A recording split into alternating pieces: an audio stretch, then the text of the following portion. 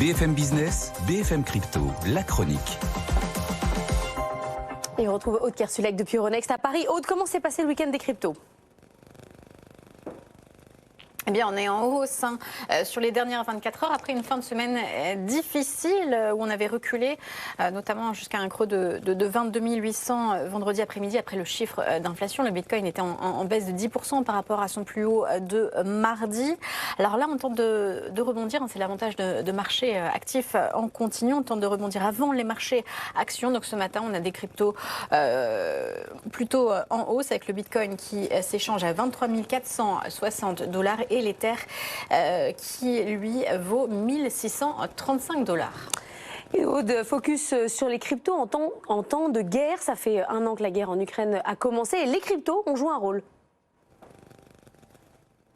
Oui, le gouvernement ukrainien a reçu quasiment 70 millions $, selon Chain Analysis, de crypto-monnaies en dons, particulièrement en Bitcoin et en Ethereum.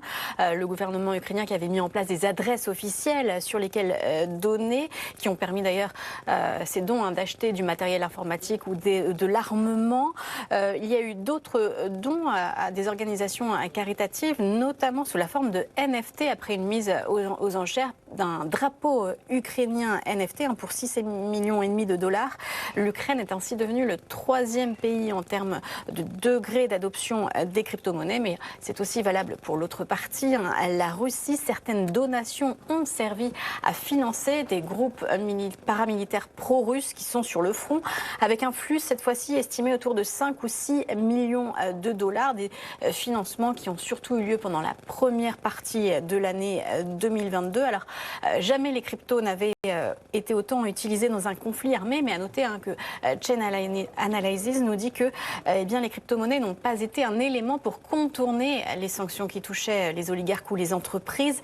Alors cela n'a pu avoir lieu, mais qu'à petite échelle, parce que la liquidité du marché des cryptos ou encore la capitalisation ne permettent pas encore d'accueillir une évasion de ce type.